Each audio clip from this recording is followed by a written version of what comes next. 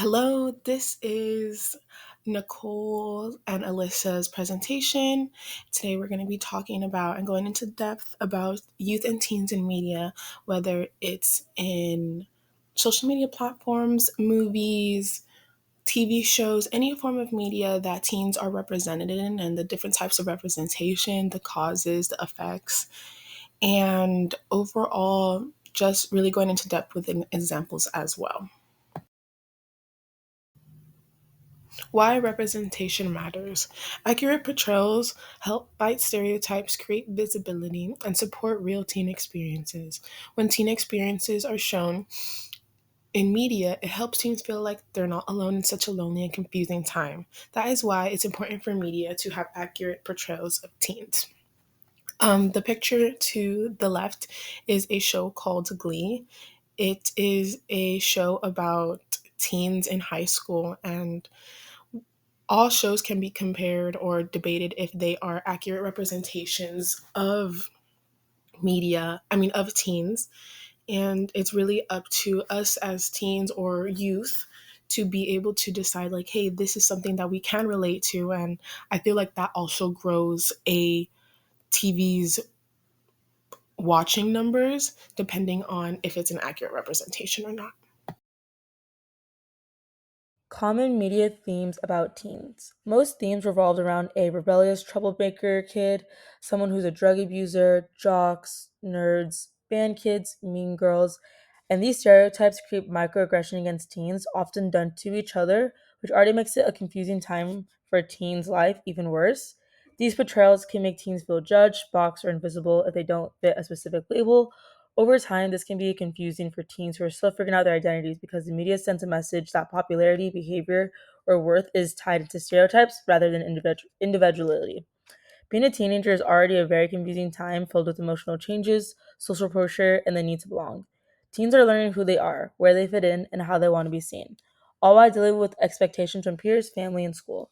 When the media reinforces these narrow stereotypes, it can add extra pressure, making teens feel like they must choose a role or act a certain way to be accepted, instead of allowing them to create space to grow, change, and explore different parts of themselves. So, some examples of positive and negative stereotypes are positive being the show or the movie shows how to highlight teens' strength, perseverance, and creativeness and intelligence. The example that we use is Miles Morales from the animated film of Spider-Man. He's a very strong person, a strong individual who just creates this persona of teens that is very positive, and it makes younger viewers want to be like him. A negative stereotype is that media can show how teens are dramatic, impulsive, messy, rude, and unable to control emotions. This is an example from Cassie in the show Euphoria. She's a very dramatic person to a certain extent, and most teens would say that they are not like Cassie, and that is not an accurate representation of teens in media or in films.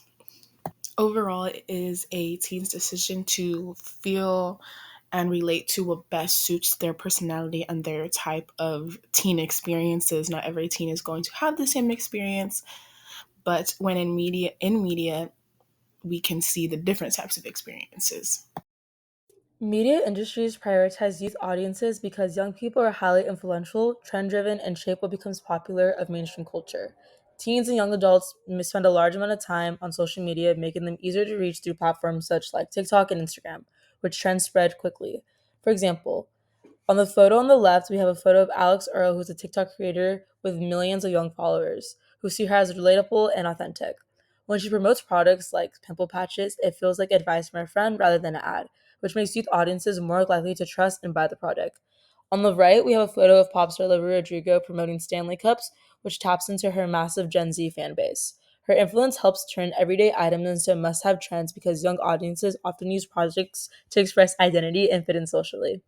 Understanding this strategy matters because it shows how media industries capitalize on youth culture, insecurities, and desire for belonging. Young audiences don't consume media, they amplify it by sharing, reposting, and copying their behaviors. Who are youth and teens in media? Teens are typically ages 13 to 19. Media portrays them as trendsetters, digital natives, and social identity builders. The way that youth and teens are portrayed, it is different between TV shows and social media. Media portrays a more real narrative of teens and day to day life compared to movies where movies create unrealistic standards for teens.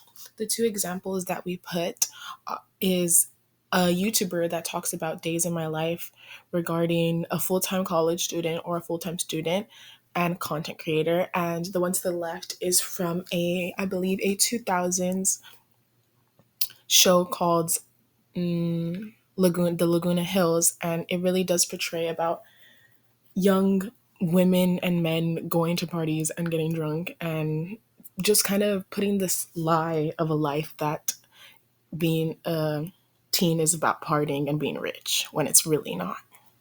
Social media and identity. Social media platforms like TikTok, Instagram, and YouTube give teens and youth a way to feel less alone. That there are people their age going through the same struggles, but there's a contradiction of influencers that can also negatively affect a teen's identity and that feeling that they are not rich enough or cool enough for certain things. For example, many influencer content can often blur the lines between real life and advertising.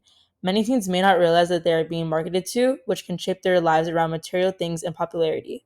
Over time, this can shift focus away from personal growth and authenticity, making teens feel pressured to buy products or change themselves to feel accepted. However, social media also has that pressure to compare themselves to others. Teens often seeing influencers or peers showing wealth, popularity, and their perfect appearances, which can make them feel like they're not good enough. Over time, this constant comparison can affect self esteem, body image, and even mental health.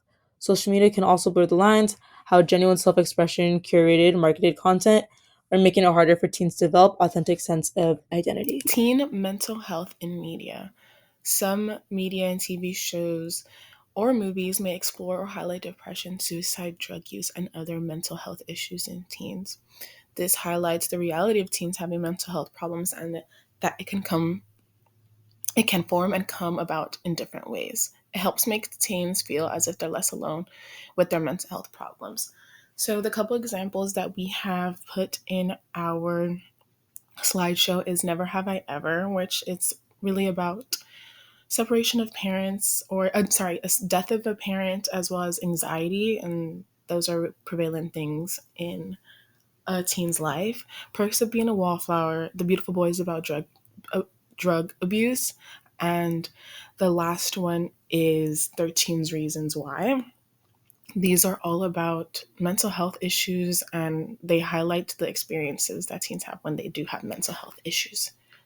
Diversity and inclusion. Representation in media of youth and teens is starting to talk about mental health and the realities of being a teenager, especially in an awkward time. Compared to the past, teens were seen to have perfect bodies or perfect lives that are repetitively put together or that teens have it figured out. For example, for our two images, we chose the movies The Edge of 17 and All the Bright Places. All the Bright Places focuses on teen mental health, grief, and depression in raw and emotional way. The film shows how teens can struggle silently while being appearing to be just okay on the outside. But centering on characters who feel lost and overwhelmed, it challenges older media stereotypes that teens always have their life figured out and instead highlights the importance of understanding connection and mental health awareness. For example, The Edge of 17 portrays the awkwardness and insecurity of being a teenager in a realistic and relatable way. The film explores friendship, loneliness, family conflict, and self doubt, showing that feeling out of place is a normal part of growing up. So, some real examples from TV and film that talk about teens in media and how they are represented are movies being The Perks of a Wallflower, which is about trauma, depression, and fitting in. Eighth Grade is about social anxiety, self esteem, awkward teen life. The Edge of 17 is about loneliness and friendship struggles. All the Bright Places about grief, depression, and trauma. It's a kind of a funny story, is about depression therapy coping. The half of it is talking about identity, loneliness, self discovery, speaking trauma, and finding your voice. TV shows are Scam, anxiety, depression, identity, peer pressure. My Mad Fat Diary is about body image, depression, and therapy. Never Have I Ever, grief, identity, and family pressures. So all of these and more are good examples to a certain extent about the realities of being a teen. And then for our final slide, we connected the YouTube video Merchant of Cool to how teens are shaped and represented by the media. The main idea basically is that teens in media are not just represented, their identity, interests, and behavior are actively shaped by corporations that control what is seen as cool. The key points that we can remember is that how media industries study teens and how they exaggerate versions of them, like the mook and midriff. With these stereotypes, these portrayals don't reflect real teenagers. Instead, they shape how society expects them to act. They're marketed to be aggressively, making them most targeted consumer group in American culture. The film shows a feedback loop how teens create trends, companies commercialize them, and then teens feel pressure to follow the commercialized version. This cycle influences how teens express themselves, what they buy, and how they see their own identity. This matters because Merchants of Cool revealed that teen representation in media is less about truth and more about profit. Understanding this helps teens recognize when media is influencing their identity instead of reflecting it.